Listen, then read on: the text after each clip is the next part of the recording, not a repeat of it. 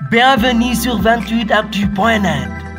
28actu.net, l'information livrée minute par minute.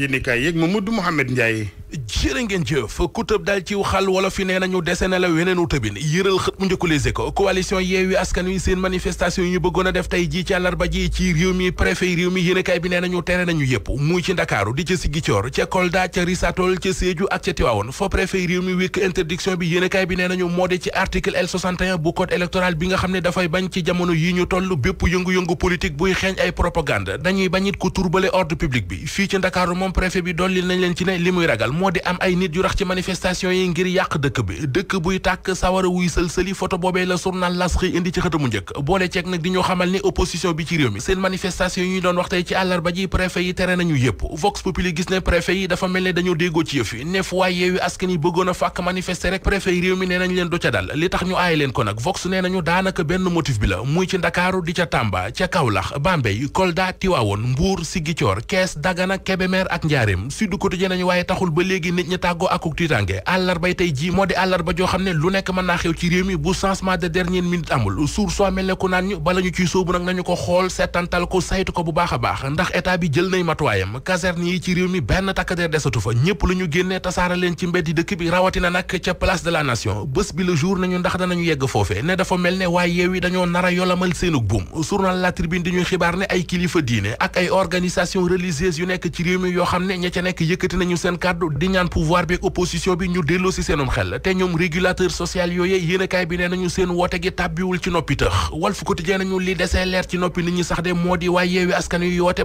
manifestation te ñu tere leen ko léegi nag ban tànk la ñuy taxawee loolee ba léegi nit ñi amaguñ ci lu leer Direct News ne ko tey lay leer ndax njiital parti Pastef di Ousmane Sonko bokk ci Yewwi Askan Wi woote na conférence de presse tey ci yor manifesté yi fi woon keroog àllarba fukki fan ak juróom-ñaar ci weeru juin ñenn ci ñuy jàppoon gàlloon leen tuumay complot contre état ak mbiri terrorisme ñu tolloon ci fukki nit ak benn L'Observateur nee nañu seeni dossier procureur de la république jébbal na ko juge d'instruction bu deuxième cabinet bi li mu ci santaane moo di ñu mandat dépôt leen am nay ci yëf yi yeneen juróom-ñetti nit ñu lancé ay mandat d'arrêt mu di waa ji di Aliou ñu gën koo xam ci dun xaaf Ousmane Diouf Yaya Cissé Khadim Ndiaye Awa Dia ñu naan ko Nadine Babacar Ba Ousseynou Dieynaba Seck di Akhenaton ak ku ñu naan Max Killuminati ñoom ñëpp ci kuréel gi di force spéciale la ñu bokk jotuñu leen woon a jàpp nag ndax da woon réer biir Sénégal gaal gi tàkkoon ci waaxi Kafountine Le Témoin nee nañu bilan ba ci tukkee mu ngay gën di diis ne wàññi nañu léegi fukki doomi aadama ak ñeent yu ca ñàkk seen bakkan Libération di ko dëggal ba di ñu xamale gaalu loo ca la woon gu yaboo ni nit yu bëggoon a mbëkk wutali bitim réew bi ñu demee ba ci digg géej gi ci la gaal gi tàkk seppee nañu ci ndox mi fukki néew ak ñeent te bari nañu réer ba léegi ci ndox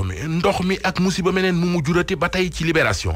bil yéenekaay bi ay élèves yu doon def BFEM bi ñu pare examen ca la ñu àndandoo dem géej juróom ci ñoom yéenekaay bi nee nañu ci géej gi la ñu des seeni néew ca tefes gu plage bu Lac Rose ak ca tefes bu plage bu Tivaouane Peulh fa la ñu leen fekk Libération di ñu ci dolli ne yemul foofu ne élèves yu bari yu newoon ca groupe ba léegi gisaguñu leen